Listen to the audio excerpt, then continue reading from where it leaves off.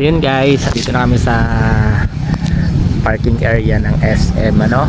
Kakatapos lang ng meeting with Kalinga Prab, kay Miss Jackie, sa CEO, chairman ng Velvet Box ano. At ayun, napakaganda ng offer kay Langga Rachel at nandito na kami. Ayan, tanong yun. At may pabaon pa kay Langga. Ayan, maraming product ano, ang daming product. Ne, kumusta ne ang ano, ang meeting, anong feeling na for the first time nakipag ano ka, may pinirma kang kontrata? Syempre masaya pero medyo kinabahan kasi syempre first time ko yun. At syempre hindi basta-basta yun, hindi laro-laro lang na ano katulad nitong sa TikTok. Kung kailan ko gusto, pwede. Dito kasi parang syempre may ano ako, may Commitment. kontrata. May kontrata ako. Dito sa TikTok naman, wala naman. Kumbaga kung ano lang yung nakaano doon, yun lang yung gagawin ko. After nun, wala na. Ito kasi meron kontrata. Medyo kinabahan ako pero masaya ako kasi first time ko nga ito. At siguro naman, pag nagamay-gamay ko na, may enjoy ko na to katulad ng sa ano sa pag-TikTok affiliate. Pero yung usapan and then yung kontrata, anong masasabi mo? I-rate natin, good, best, o talagang best na best? Para sa akin best na best kasi Ay, talagang ano siya, more on business lang talaga. Purely business. Oo, purely business lang siya. At doon naman po ako natutuwa. Ayun. At hindi naman damay kung ano yung kung ano yung alam nyo na yun. Labas yung pagiging vlogger or kumbaga trabaho lang talaga dito. Purely trabaho lang. yun ang maganda. Yun po yung nagustuhan ko dun sa kontrata. Yun, at syempre very proud din si Tariray, kasama namin si Tariray. Congrats kay Rachel, nakakatuwa. Grabe, parang mag-extend ka ng opisina mo, kailangan mo na ng opisina. Oo, sa dami ng product na i-ano sa'yo Sariling baga. Pero alam mo, narinig ko yung unang sabi pa lang sa'yo, pero di ko nasasabihin dito sa live, yung unang offer na ganito, pambihira yung offer na yun sa'yo. Ibang klase. Oo, ibang klase. Kahit ako, igagrab ko agad talaga. Kapag isang Rachel. Tawag dito, medyo nabuhayan ako dun sa offer na yun. Oo. Kasi talagang hindi mo i-expect na sa ganitong isang araw mo lang na Oo. Tsaka yung yung in-expect natin na magiging ganito yung kontrata, na magiging ganito, mas mataas pa pala doon. No? Yan, maganda talaga yung blessing. Nakaka-proud. Tsaka nakakatuwa yung blessings ni Lord. And then syempre thank you so much kay Jackie at kay Kalinga Prab kasi until now talagang very proud sila sa iyo, and then yung suporta pa rin nandyan, hindi talaga nila inaalis even though ang akala ng iba pinabayaan kanila, pero yung off cam ba lagi silang nandyan para sa iyo.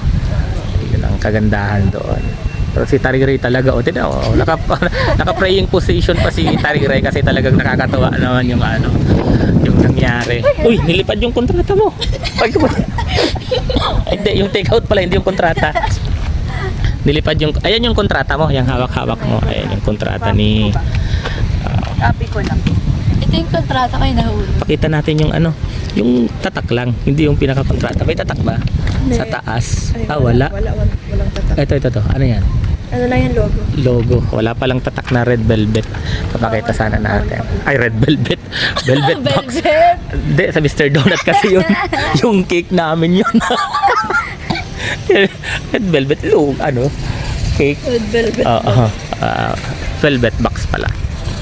I'm sorry. Ayan, dito kami sa SM. At antay kami kay Kurt na dumating kasi sabay-sabay na kaming uuwi. Medyo mahangin at malamig ang panahon, pero mainit yung blessing kay Langga. Grabe. Ayan, hindi ho ako manager sumama lang ho ako. Syempre business ho kasi ito, negosyo ho yung pag-uusap, kaya ho ako sinama ni Langga kasi hindi naman po lingid sa inyong kaalaman na nag-handle din po tayo ng business. So sinama ho ako ni Langga para mas maunawaan niya yung itatakbo nung usapan at nung kontrata. Ulitin natin, hindi po tayo manager, sinama lang po tayo ni Langga para mas maunawaan niya, mas mas maintindihan po niya yung nangyayari negosasyon dito. Ayan. So syempre nagpapasalamat po kami sa mga sumusuporta kay Langga hanggang ngayon, no? At kayo po yung nagiging lakas ni Langga sa bawat ginagawa niya, syempre yung kanyang pamilya. Yun, andun na pala si Kurt, oh. Nakatayo na pala dun si Kurt. Grabe guys yung blessing sa ngayon. Sabi ko nga 'di ba? Habang ibinababa si Langga, ay tinataas naman siya ni Lord, no? Talagang lumalapit yung blessing sa kanya. Grabe. Ayan ho. So yun, nadagdagan ho yung kanyang magiging trabaho, pero tinanong naman siya kanina bago nagsimula yung kanilang usapan, yung kanilang kontrata, kung kakayanin niya. At hindi ho mismong sila ang nagbigay ng oras or araw, si Langga ang hiningaan nila ng oras kung si Langga kailan ho available, kaya ho mas magaan pa rin sa kanya kung kailan lang siya available, doon lang siya magla-live. Ayan. At yung unang proseso, 'di ba? Tutulungan ho siya mismong sa opisina nila Kalingap Rab and ng Velvet Box. Doon ho sila magla-live. Yun ho yung pinakamaganda. Tutulungan siya sa umpisa hanggang masanay ho siya kung paano yung sirkulasyon, kung paano yung pagpapatakbo. Actually ito ho yung business na silang gana ho mismo yung magpapatakbo. Siya ho mismo yung magpapatakbo ng benta niya, nung pag-circulate ng mga product na kukunin niya, diba? Yun ho yung maganda doon. Hahayaan ho siya, and then natural ho sa una is tutulungan siya, gagabayan siya, at marami raw hong staff, admin, ang tutulong kay Langga para maisakatuparan po yung ganitong pagkakataon, opportunity na dumarating talaga sa kanya. Grabe. So kami ho'y pauwi na, nag-uusap lang yung magpinsan. At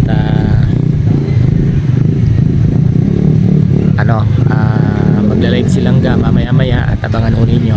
Kasama yan sa announcement niya. Kasama ho yan sa announcement niya.